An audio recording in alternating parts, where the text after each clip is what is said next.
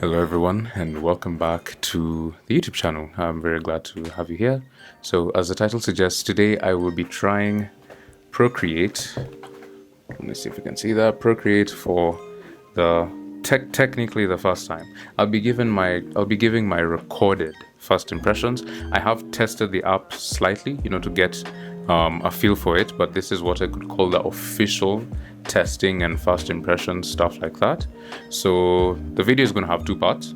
There's going to be a time lapse playing. I'm going to try to illustrate or draw something, and there'll be a time lapse playing of that as I give my thoughts on Procreate, and also give you a bit of background as to how much of a journey it has been to come here. But one thing I do want to mention is, as much as I was able to get Procreate, the pencil itself, it looks like the Apple Pencil 2, but unfortunately it's a third party. The reason I got the third party one is because of the price, because the Apple Pencil 2 here in Kenya is stupidly expensive, and it's like half of someone's monthly salary. Like, that's just insanely ridiculous for me. But eventually I will get the Apple Pencil 2. I just need to save up for a bit and then get it. So the only caveat to that is that I do not have pressure sensitivity, and as an artist that stings, especially coming from traditional artists. So one thing that makes traditional art so sweet is the fact that you press lightly, get a light line, press heavily, you get a heavier line. But anyway, we do the most with what we have. It's about adaptability and being grateful for what you have. So if you have any questions or comments, feel free to leave them in the comment section below. It can be about literally anything and everything. So that's part one of the video. The second part of the video is going to be just me, maybe another time lapse, and then me talking about some art related stuff that I've been meditating upon.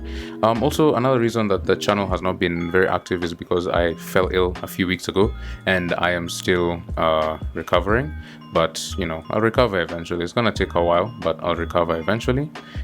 But we're here, and that's what matters. So I'm gonna try to keep this intro as short as possible so that we can get into the voiceover time-lapse segment of this. So thank you so much if you're watching this. It truly means a lot to me. We're nearly at 100 subscribers. We're 2 away from 100 subscribers, and I'm grateful for each and every one of you, and also for future viewers of this channel and this video. Very, very super grateful. And without further ado, let's get into Procreate and see whether my dream app is what it's cut out to be. So okay, so I have tested Procreate, and my first impression, I feel, is that you feel the lack of pressure sensitivity immediately, but that's on the part of the pencil, not necessarily the app or the iPad itself. The app and the iPad work perfectly, they work smoothly. I like how many layers I'm able to get on the size of file, but I struggled. What you're watching right now is a time lapse of what I was able to do, even with the struggle of pressure sensitivity. I personally think, compared to my first digital piece, which will appear somewhere in the center of the screen here, I feel like this is good for my first digital piece. So the first one was a sketch of Grumpy from Snow White. That was last year in October. I didn't even bother to finish it, but this one I stuck with it. 3 hours and 5 minutes worth of sticking with it. And overall, I feel like my first impression of Procreate specifically, outside of my pencil issue, is it's amazing. It's everything that I expected and more. I have watched countless tutorials over the last 7 years on how to use Procreate, on where to do what. It felt like home. Granted, again, the pressure sensitivity thing actually sucked. It was actually so bad. But again, you adapt and do with what you have, and that's what I have for now. Until I'm able to buy the real Apple Pencil 2, I'll just have to do with what I got. So that's my overall first impression. It's very intuitive, smooth, no lagging. The brushes work phenomenally. For the piece that you're watching right now, I was going through a tutorial and I didn't have the brushes in the tutorial, so it didn't come out as well as the the tutorial, which I will link in the description below. I really enjoyed it. The tutorial is 50 minutes, but it took me 3 hours because, well, first time using Procreate, and also its digital art is still new to me. I just prefer, pen and paper, pencil and paper. But anyway, I think that encapsulates my first impressions. I'll be able to give a better breakdown next week. I think this video should be out on the 17th of April, if I'm not wrong, which is tomorrow. So by next week Thursday or next week Friday, I would have tested it. I'm gonna sketch every day and see what I can do, and then I will give my thoughts on that. So an update. Next week's video will be a first time using Procreate update, like after 1 week or something like that. So as mentioned in the introduction, I wanted to do like a sort of art talk thing, just something that I've been thinking about, maybe something that can give you a bit of hope if you're an artist, beginner / intermediate artist like I am, trying to either grow on social media, trying to explore art. Yeah, so let us begin the art talk. So there's two things that I believe stop artists from pursuing art or continuing to pursue art or starting to pursue art. So there's self-induced lack of self-esteem and externally induced lack of self-esteem. When it comes to self-induced lack of self-esteem, what I mean by that is you telling yourself you're not good enough. So having a comparative mindset in that sense, I feel like is something that we tend to trap ourselves quite a lot in. All the YouTubers and Instagrammers that we watch have been where we are as artists. It's just that there was no social media to see their failings, their pitfalls, and their bumpy roads. Excuse me. And a lot of them actually do share the things that they went through as beginner artists, and I feel like that really inspires me to continue my craft. So self-induced lack of self-esteem is something that you really, really need to fight. It's something that can be very dangerous and can hinder you from continuing to pursue a passion that could probably have changed the world, but because you thought you weren't good enough, you stopped, and now the world does not have the joy that it could have had if you continue to create with more pride in yourself and in your creations.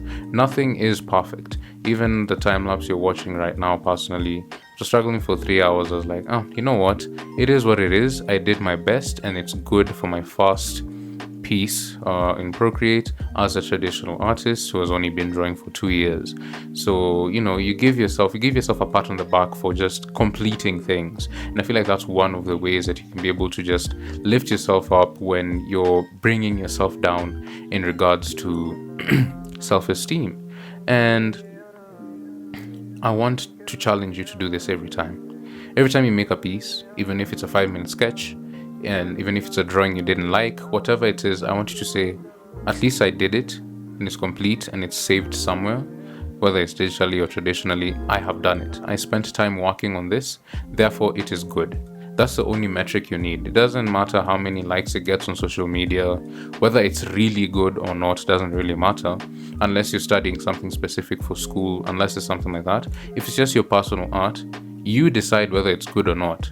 But then 90% of the time, we tend to end up deciding, it's not that good, could have done better, could have done better, could have done better. Yes, you could have done better, but at the end of the day, you still did it, which is a good thing and something that you should clap for yourself for.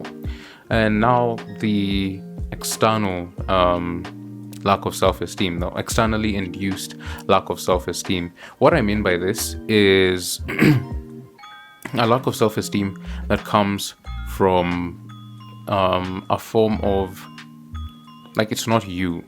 So this could be family, friends, colleagues, anyone who has a view on your art in one way or another, someone who sees your art somehow, somewhere, who tells you I don't think you're cut out for this. I don't think you can do it. One thing that I've heard quite a lot, and I'm happy that I'm hearing it less and less, is I don't think art is a career that you can, make money out of and stuff like that. And all that I feel is just useless information, because advertisements, animations, paintings, all these things that people got paid to do, they got paid to do. Those are artists. Like Disney is what I could consider where a lot of my love for creation came. While it might not have been art at the time when I was growing up watching Disney films, it wasn't art, just creation in general. Invention is something that I really loved.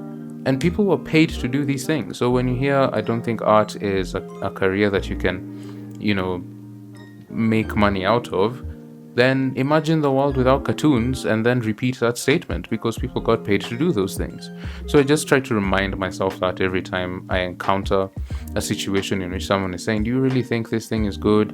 And then there's also the talk about artificial intelligence, it will replace your job and stuff like that.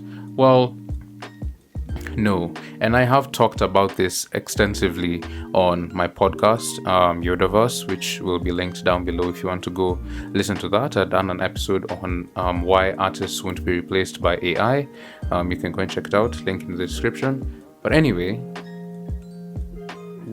how do we deal with this externally induced lack of self-esteem?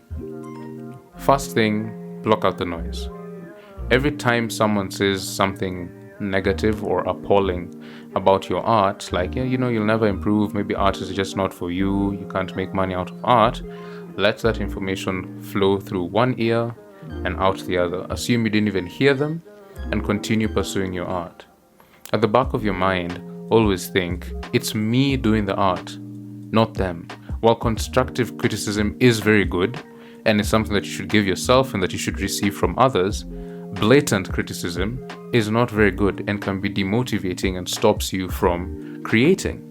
And so those are the two things that I just wanted to talk about, and I've been reflecting upon the last few weeks. I've been a bit sick, just thinking, who decides what my art is, what my art journey is? It's me, because I'm the one pursuing that journey. I'm the one drawing, I'm the one painting, I'm the one sculpting, I'm the one animating. So why 90% of the time, why do we let other people dictate what our art is? What our art is worth. If you believe your art has value, it has value, just purely based off the fact that you created it and it's something that came out of your head, regardless of whether you can say, but you drew that from reference, you copied it from somewhere. You created it regardless. And drawing with references is a discussion that shouldn't even be hard. How do you build up your mental library if you don't even know how something looks like? But anyway, that's what I want to talk about today. And so next week's video is going to be an update. We're going to have Art Talk 2. I do not know what I'm going to talk about there. Feel free to leave suggestions, comment anything you want, questions, comments, suggestions for future videos. What would you guys like to see me draw? And for those who submitted their requests for the Disney fan art reel that I posted here and on Instagram, I am getting to them as soon as I can, and we'll see what happens or what fan art gets chosen to be drawn. And so thank you so much for joining me. I really appreciate you being here.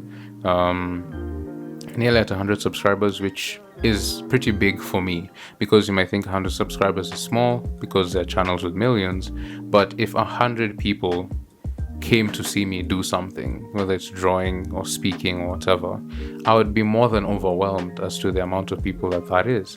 So I always try to think about it like that. So anyway, still trying to grow. So like, share, subscribe so the channel finds more people. And again, comment your thoughts, questions, and I will see you in the next one. As usual, don't forget to smile. Your joy and your smile could make someone's day better, including yourself.